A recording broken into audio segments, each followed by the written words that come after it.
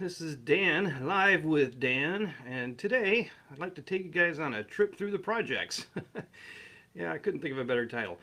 Anyway, most of you know that this program has been around for almost 3 decades, actually 3 decades and a half, and there have been many studies. In fact, 25 peer-reviewed published papers have been published either at NIH.gov, PubMed, which is the National Institute of Health, their library, and there's also other publications that papers have been published in regarding the program. And of course, most of those studies, they talk about it as the Hubbard Protocol, which is the foundation for what this actually was built on. So you'll see the Hubbard method being mentioned a lot if you were to go and look at these studies. In fact, if you want to see what I'm about to talk about, the link to the studies is getdetoxinated.com/studies. So, like I said, there's like over 25 published papers on this so far, and counting, because I do know that one of the latest studies that we'll be talking about, they're going to probably do a whole nother run, and that would be the Gulf War Syndrome study. But okay, the ones I'm going to cover today are definitely ones that stand out. They are the ones that I believe have a much greater impact on things. So the index case, of course, is the one that got this whole thing started, especially with my father and myself. So we'll get to that one shortly. Then there's Semic, Slovenia, where we had some capacitor workers in 1987, and that particular project became such a jarring study for the medical industry because they found out something that they didn't know, and I'll get to that in just a little bit. Then there were two Chernobyl projects. Actually, there was a third one, but two major Chernobyl projects to work with the folks that were contaminated with radiation. Because maybe you didn't know this, but not only is this protocol good for heavy metals and synthetic chemicals, but it also gets out radiation like cesium-137. Then there is the Shreveport Firefighters project. That one was an interesting one. Followed by the New York Rescue Workers Detoxification Project in 2002 to 2007. That was then followed by the Utah Meth Cops Project, and then the Gulf War Syndrome study. Hey Debbie, how you doing? Glad to have you in the audience tonight. So let's get down to the index case. This one has been talked about a lot. We talk about this in a video that my father did, actually several videos with my father, but I'll give you a brief rundown on this one because we have, by the way, a lot of new members in our group, and I want to welcome everybody, but suddenly we had an upsurge in membership, and I'd like to thank whoever mentioned our group, but here you are, and here I am, and every Wednesday I'll do this live with Dan. So to get started on this show tonight, let's talk about the index case. So there was two painters that presented to my father's medical practice in 1981. He had just retired from the Air Force after 20 years as a flying physician or a doctor pilot. He was doing in-flight medical research, so he was a research doctor pilot and retired as a full bird colonel. So, and by the way, he was also stationed at RAF Farnborough. So we were there he was there as the first exchange officer on a program that lasted 25 years. So anyway, he's got a whole cool history that you can find out more about at our website. Anyway, these two painters presented in 1981 after he'd opened his occupational medical center, and these painters had been working inside of a 650,000-gallon water tank without any personal protective equipment. They didn't have any respirators or anything to protect them from the fumes and the solvents. They wound up becoming ataxic or clumsy. They had anger issues. They had poor cognitive function. Their health was failing. They were actually in such bad shape that their wives were prepared to divorce them. So they were looking for help, and this was a year after their exposure. So just so happened that because my father in the military was trying to find ways to detox the flight crews, that's a whole nother story, uh, he was not able to find a solution in the medical literature to help with chemicals. There's always been chelation for heavy metals, but nothing for chemicals. But he had these two patients, these two painters, and they were in need of some help. But unfortunately, there was nothing that they could do. So at about that same time, he got a brochure from a company that had just opened up a center in downtown Sacramento called Body Pure, and their brochure indicated that they had a niacin exercise and sauna therapy for drug addiction. Well, he firstly thought that sounded hokey, and he didn't care about drug addiction. That's not what occupational medicine's all about. So he threw it in the trash can. But he kept thinking about how their protocol must be doing something with sweat if they're in a sauna. So he called them up and made an appointment, went down to see who these folks were. And this is where he found out they were a splinter group of Scientologists that were bringing the purification rundown that L. Ron Hubbard created for drug rehab and other things. You know, they were bringing it to the public. Unlike the other group called Narconon, Narconon is a huge international drug rehabilitation system for the Church of Scientology, and they happen to also be a recruitment center. So this splinter group was trying to purport they were not a recruitment center, they were there to help the public with the toxin problem. Anyway, so they gave my father a 4-inch binder full of research, and in fact, I still have it. So if you can see this on camera, this is the binder, 4 inches thick. Anyway, they gave him that binder to read over the weekend, and he came back the following Monday and said, yeah, I think I can send these patients over to you. And they wound up going through the program and getting excellent results. And my father began sending other patients, and they were getting good results. So he wound up incorporating this whole purification thing into his medical practice, but he became the medical director for a new company called HealthMed. It was a joint venture. So anyway, that's how that started. That index case is what set him on this path of detoxification. In fact, set me on the path too, because I went through it in 1986. Hey Shane, how you doing? Anyway, so that was the initial case, which then led to a whole slew of these other projects. The next one was in 1987 that they actually set up a center in Semic, Slovenia, where there was a capacitor plant. And if you don't know anything about capacitors, don't worry about it. Just know that they were made with PCBs or polychlorinated biphenyls, and that is a heavily toxic material. But there was a particular woman who was the reason they called and reached out to my father's team. They'd heard about this, and the problem with her was she was sleeping 20 hours a day. It was useless the remaining 4 hours. But the worst part was that she was oozing this bluish green nipple discharge, and it was like 50 cc's of this material was coming out of her body every day. And so they were very, very concerned about her health. Turns out this woman was actually, her job was to inspect the capacitors that came off of the conveyor belt. So she literally would pick them up with her bare hand and check and see, is it leaking PCB oil into her hand? And if it was, she threw it in the bad basket. If it was good, she'd throw it in the good basket. So she was accumulating all of these PCBs through her hands, because most of you know that the hands don't have the sebaceous glands, because we've talked about that in the last videos. Anyway, so the PCBs were really the problem for these folks, and that's why the detox center was set up out there, and it became a project. They literally took 6-inch biopsy needles. I can't do 6 inches. And they would shove them in the rumps of these, I think there was like 13, there's 11 people who went through the program, 13 were control subjects. Anyway, so the fat content was proving in all of the people that went through the program to be 200 times greater in the toxic material PCB than the blood serum tests revealed. And that was a huge shock to the medical establishment. And in fact, the papers that they published, one of them has been cited in well over, I think, 29 other research papers, and it's actually included in a medical textbook.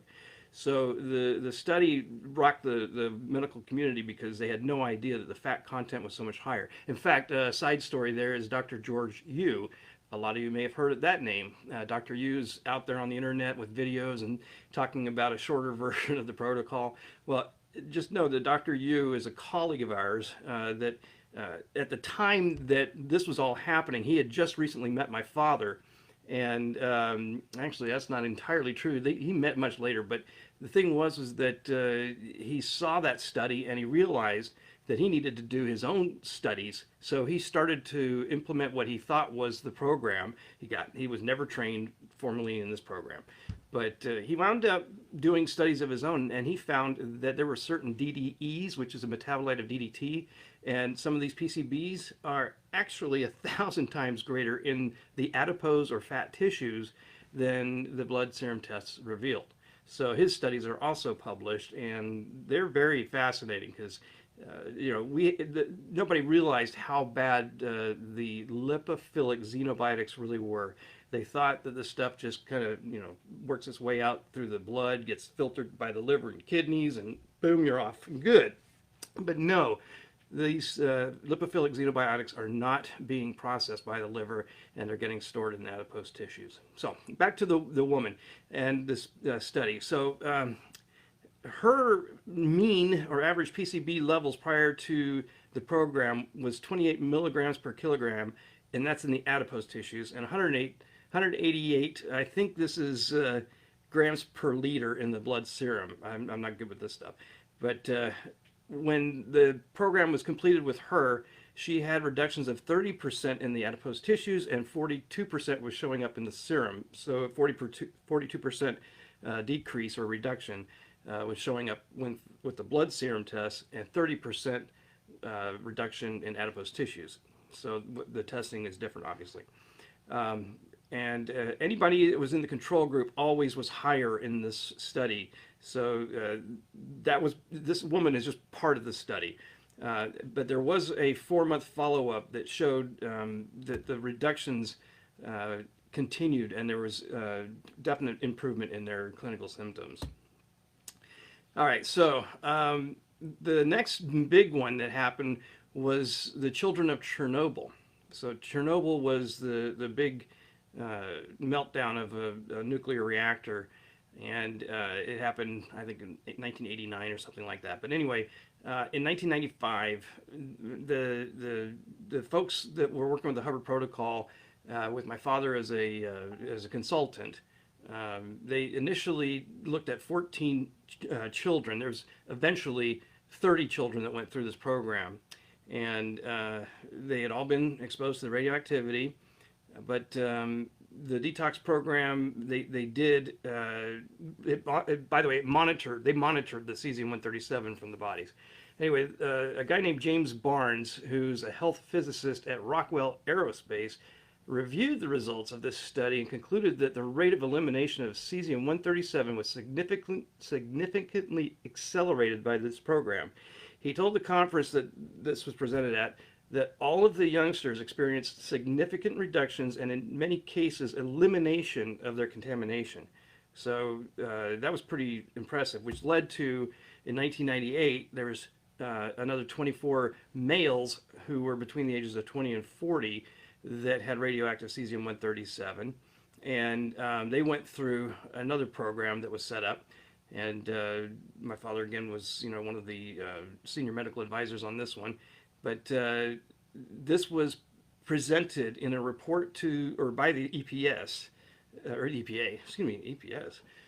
the EPA, from August 1998, which says, a year after completion of the program, the level of antioxidant activity was found to have increased 2 to 3-fold over the pre-detoxification levels. This finding suggests that detoxification may have rehabilitated the immune system, and that these levels reflect the body's now more successful resistance to the chemically and radiologically contaminated environment. So this is actually showing to the EPA that this detox program is actually able to rehabilitate the immune system.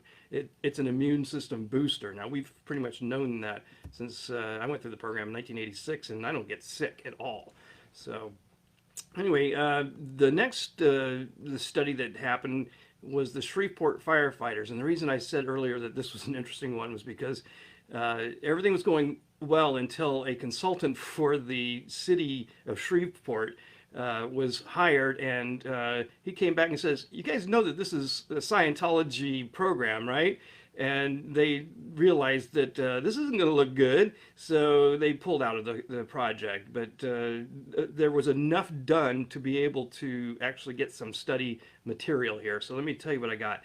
In 1989, 14 firemen exposed to PCBs, or polychlorinated biphenyls, were put through the program. They were actually exposed at a University of Shreveport, I think it was.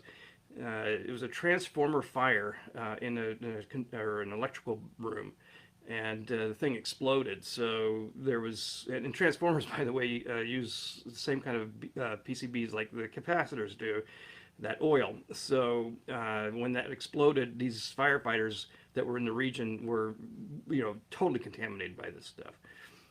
Anyway, the initial testing showed that the firemen exposed to PCBs had poorer neurobehavioral function than the control group, and then significant reversibility of impairment was noted after detoxification. Now, the reason I bring up this Shreveport Firefighters story is because there's an offshoot to this one that I've written about in the files section of our group. And you can find it. I can't remember the title of it. I think I called it something to the effect of the number one rated sauna owner was saved by this program, or something like that. Anyway, Randy Gom, who owns Radiant Health Saunas, told me this story, that the reason that he is in the sauna manufacturing industry is because he was a first responder for Canada. And he was coming down with all kinds of mysterious diseases, and I think he was possibly even diagnosed with some kind of cancer. But the thing is that he found the study that was done on the Shreveport firefighters and read through it, and he realized this is the Hubbard protocol. So he got a copy of Clear Body, Clear Mind, which is the original, what I call obsolete program. But he read through the book and administered the program on himself. The program was very successful for him, but he realized after the fact that he had bought a cheap sauna that was off-gassing volatile organic compounds, because it was made with cheap glues and that plywood and particle board and all that stuff. So it was off-gassing, and I believe it also had high EMFs. So the electromagnetic fields were awfully high in that as well. So when he realized that he could have actually caused more problems with that bad sauna, he set off to build the better, or the best, saunas. And there's people like Matt Justice and I who do believe that Radiant Health Saunas is the lowest in EMFs, and they are very, very excellent saunas. I have a 4-person Radiant Health in my center. So anyway, that's how Randy Gom got involved in the sauna industry. That, though, led to the New York Rescue Workers Detoxification Project. So after the 9/11 Twin Towers came down and the dust cloud went pouring through downtown Manhattan, a lot of the business people, the residents, there's just a lot of people got contaminated immediately with the dust cloud. But then the cleanup efforts that happened to clean out ground zero, they were kicking up a lot more of this material, and there was still a lot of smoke burning. But there was definitely a excuse me, should put the phone on airplane mode. Anyway, so a lot of people were contaminated while doing the cleanup as well. In fact, that's where most of the people, I think, got contaminated. Anyway, so my father's team started getting calls from the unions and the city council. There was a city councilwoman that reached out to them, and a meeting was set up in 2001 to see if there was anything that could be done to help improve the quality of life for these firefighters and first responders and the residents and things like that. Well, there was actually no funding available to do anything, and of course a lot of pushback because it was Scientology based type of thing. But Tom Cruise and a bunch of other famous people got together and raised enough funds to be able to put all of the people that they could through for free. So it was all funded by donations. And what we have since learned is over 2,200 people, mostly first responders, but there's volunteers and some business folks from Ground Zero that were put through the program. And they actually had 2 detox centers set up. And my father was again, senior medical advisor to that program. He was flying back and forth in New York from Sacramento, and during those periods, in fact, for pretty much most of that first few years, I was the executive director of the medical practice. So I didn't get to travel, but they were definitely working from 2002 to 2007 to treat 2,200 people. So many of these folks were on inhalers, steroids, acid reflux medications, antidepressants, and unfortunately, many were facing early retirement and definitely facing diseases and even the big C cancers. So, and by the way, 30% of those treated had significant amounts of colored material coming out of their skin, and that was with the sweat, right? So there was colors like purple, yellow, black, brown, gray, and I know blue or blue purple because there's a big picture on our website of one of the first responders holding up a towel that's just totally bluish purple, and you can see where a swatch was cut out that was sent off for sent off to the lab to test, and it came back morbidly high in manganese. So the other thing too was because a lot of these people were inhaling the dust. They had, I think, what they called the was it the Ground Zero cough or the World Trade Center cough? I think it was called, and that was one of the main killers. I think people was at the time was the fact that they couldn't breathe. In fact, there was one person I know of, because we're going to talk about her, Anne Marie Principe. Her lungs were so filled with this junk because she got doused with the cloud. She was one of the first civilians to find this protocol or program, and her story is fascinating. In fact, she was with us on a Zoom call podcast with Dr. Daniel Amen and his wife Tana for their Brain Warriors Way podcast, and she tells her story, and it's worth listening to. But Anne Marie Principe, she showed up at the center, and they immediately turned her away, saying, you're not going to make it, and our insurance isn't going to cover you, kind of thing.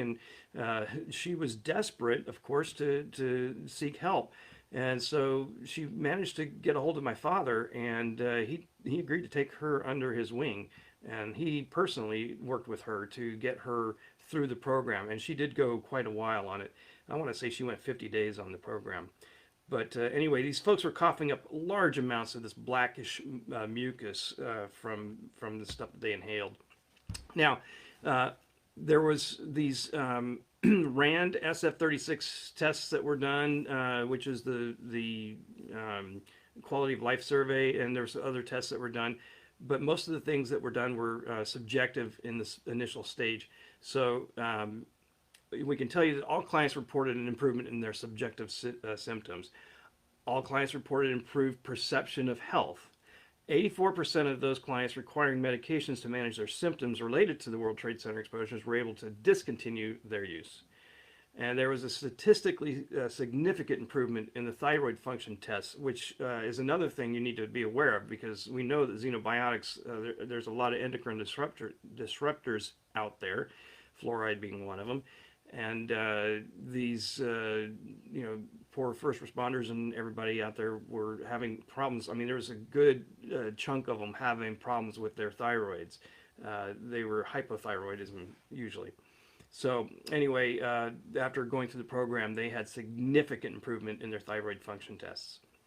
So anyway, I also want to mention that Anne Marie Principe, Sabi Raspante, and Joseph Higgins are three of the people that went through the program, from 2002 to 2007, and all three of them are in our group. So I've asked them if I could mention their names, and they said yes. Now, Anne Marie keeps in touch with the 2,200 people that went through the program. She's got a private group that she keeps in touch with these folks, and we met with her probably a year and a half ago, and she had indicated back then that one thing that nobody realized was that after all of these years, only two of the people who went through the program have passed, and that was probably from old age. The people who did not, the population that did not go through this program, are dying at a rate of 1.2 a day. So that was an amazing revelation that she gave us. And it's a testament to how good this program really is. So the results, though, that were published from another piece of the study, again, these are all listed on our website at getdetoxinated.com/studies. You can go check them all out. But and I know there's more out there. I just haven't found them all to be able to link to them. But it was the Utah State Attorney General, Mark Shurtleff, that saw the study of the New York Rescue Workers Detox Project. And he was having a problem in the state of Utah with the meth cops, the ones that go out and raid the meth labs. These guys are getting totally exposed to all of the chemicals and solvents used to make methamphetamine. And the problem is that in fact, there's about 200 SWAT and narcotics and undercover police officers that were heavily exposed to methamphetamine-related chemicals. Most of these officers had inadequate protection from these chemicals. They didn't even know that it was a problem. So during the meth lab raids, they would go in there. Of course, they would arrest everybody, and then they'd have to pretty much seize evidence and do a little bit of cleanup. Not much, but a little bit.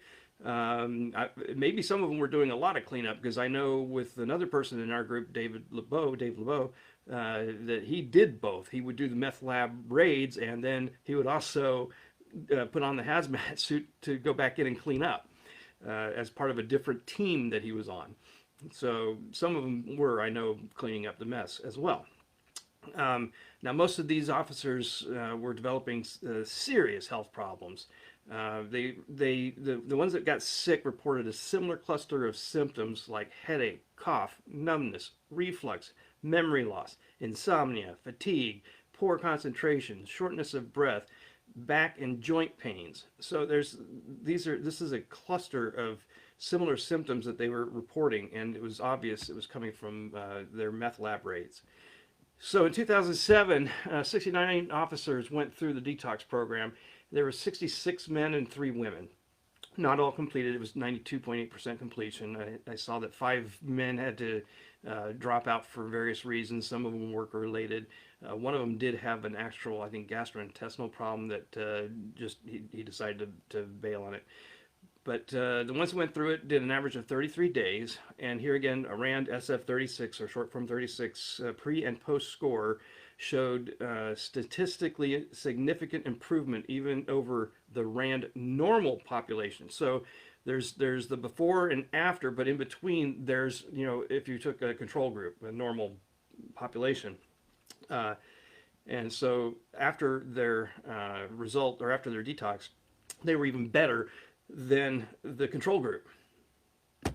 So because of all of these different studies, and how are we doing on time here? About a half hour, that's what I thought. So after all of these studies were done, in 2010, a project was funded called the Gulf War Syndrome Study, or it actually had a much longer name, but we've always called it the Gulf War Syndrome Study. Understand, though, that my father actually had been doing presentations to a presidential oversight committee, for the Congress, and there was also I think it was the CDC. And after many years, I think he started doing these presentations in 1996 or something like that. He was doing presentations to get the government to start helping veterans. And eventually they got through and got a study funded in 2010. And this program basically ran until 2015, but for some reason the funding dried up when they were trying to test all of the samples that they took, and so the funds only became available about 2.5 years after they'd completed the program. And so they got all the samples tested, and they were able to publish their report in November of 2019. But anyway, there's 32 participants, um, and uh, these guys that were involved, these soldiers that were involved before and during the war, they were exposed to things like sulfur mustard gas, I guess, or sarin, vaccines, PCBs, an anti-soman nerve agent medication, and whatever, pyridostigmine bromide. I don't know what in the world that is, but if you can't pronounce it, it's not good for you. So anyway, these soldiers. Oh, by the way, DEET was also something they were exposed to. They had to put that on their clothing, and a lot of them reported that if they had a rubber watch band or anything rubber, that DEET melted it. It just ate through it. So their watches would fall off because there was no more band to hold it on. So that's not good. Anyway, so 30% of these, oh, by the way, they're also exposed to burn pits and oil fires and explosives once they got out there. So 30% of these guys developed, and gals, developed persistent health effects, and these symptoms included chronic musculoskeletal pain, headaches, fatigue, insomnia, cognitive problems, poor balance, rash, difficulty breathing, gastrointestinal issues, and sensitivity to odors. So they were put through the program for 4 to 6 weeks on this government-funded study. And then follow-up appointments 3 months after the treatment finished, 30% had lasting improvement, and their Gulf War-related symptoms significantly improved. And this led to a finding that another study should be conducted. So there's going to be another, I think, a better one. As a matter of fact, because they were using the original Hubbard protocol, my feeling is that if they were to actually follow how we've advanced it with detoxination, that they'll get much better results. So, and the other thing too is that I've noticed that with some of these studies, the people may have only done 2 to 3 weeks on the program. And that's unusual for a Hubbard method, but because they technically go until you hit 5,000 milligrams on niacin anymore. But anyway, so those are the main research studies that have been published that you can find, and I've made as many links, or found as many links as I can at this point, and put them onto our getdetoxinated.com/studies for you guys to go check out. Also, the case studies for, I believe, just the World Trade Center, and there may be a couple others in there. You can actually read more about the individual cases. There's like 4 of them that have a bio, if you will. They talk a little bit more in detail about their particular case. But anyway, let's take a look and see what's going on up here in the group, because I haven't been paying too much attention. And I would really like to get Facebook to stop putting stuff up in front of my face. Okay, so hi Dan, glad you're going into the painter story. Love to hear more detail. Yeah, that one is the index case, and in fact, there is a video in the group here. If you look in the media section of the group, look for a video where you see my father. He's wearing a blue shirt, and he's carrying that binder. No, he's carrying a blue binder. It's the case binder. Anyway, he talks a lot about that particular index case. So that index being the first case. So Shane, you said my radiant health is awesome. Good job. It's a 1-person 36 by 36. It's more than enough space. And I agree. You don't feel claustrophobic, right? I am sure the phone I watch Netflix on while I'm in the sauna radiates me more than the sauna. It does that whether you're in your sauna or not. Anyway, hey Dave, you're actually in the audience. So sorry if I didn't ask for your permission to bring up your case, but I'm so glad you sent me those pictures. In fact, I would love for you to post the pictures that you showed me of your most recent program, because I think you're doing a full one right now. Anyway, Shane, question: how long into the program did the meth cops go through until they started feeling better? 14 days of the whole program. There was no data on that, so I couldn't tell you. Uh, we actually, since about 2000, really since about 2002, we didn't have an active detox center in Sacramento. Everything was happening in New York up until 2007, and everything else from there was consulting. My father was the senior medical advisor for a larger group called FASE, Foundation for Advancement in Science and Education. In fact, Dr. George Yu is a member of that advisory board. So they were essentially, dealing with projects around the world and no longer actively doing hands-on like they were for the first 2 decades. So, and there's Anne Marie. Glad you could join the show. And let's see. The true detox helps heal many toxic issues. Yes, it does, Anne Marie. You're on day 9. Awesome. Good job. So you'll go ahead and post just a little update and show me the pictures. I would love to be able to post that to the group, because you have had the most colorful towels I have personally seen. So I look forward to seeing your post. Anyway, so we're on 36 minutes. Are there any questions, anything or comments that you might like to ask? Basically, I am running out of ideas for shows, so I need help. Thanks, Dave. I appreciate that. And I know you are absolutely the most colorful towels I have ever seen. I mean, let me qualify that statement. We see at the center more of the solvent action going on with clothing, because if you're doing the protocol at our center, of course you can't go in your birthday suit. You have to wear something, right? So we have a lot of people that wear a sports top, that a lot of women that come in with sports tops that have like a Nike logo or something like that, or they have some color to them. And most of the time, these are not brand new. These are things that have been plenty worn and plenty washed. They've probably been in the pool or the lake or ocean or what have you. So these things are not expected to be leaching any colors. But because these toxins, as they're being sweated out through the sebaceous glands, they can create solvents if they aren't already a solvent. So that causes the colorful stains that we do see on most of the people that come to our center. Dave, on the other hand, he's not wearing anything that's the same color as the stains he's producing, and I'm sure probably at home he's in his birthday suit. But anyway, the towels that he has been producing have consistently been stained with the stuff that he's acquired or accumulated in his role as a meth cop. I know that he's busted over 180 meth labs and out of New York.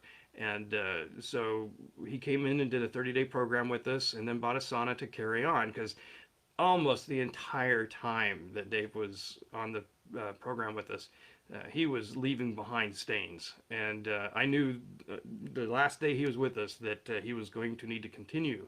And so he is. So, yes, Amory, I would hope he's not wearing a sports bra too. Anyway, so... I look forward to your posts, Dave, and thank you for joining me tonight, Anne-Marie. And I'm going to make sure that people take a look at the Daniel Amen podcast that we did, as well as the News 10 clip from back in the day. So, all right, guys. Well, I'm not seeing any other questions or anything, so maybe I can cut this one shorter than I usually get. So I typically go 50 minutes, and today it looks like we'll be about 40. So anyway, thank you guys for joining me, and we'll be, I'm sure, talking again next Wednesday. At the moment, I have no idea about what. So if you guys have any good ideas, or if there's any particular topic you would like me to expand upon, I'd be more than happy to. So, all right, guys, have a wonderful evening. Talk to you later.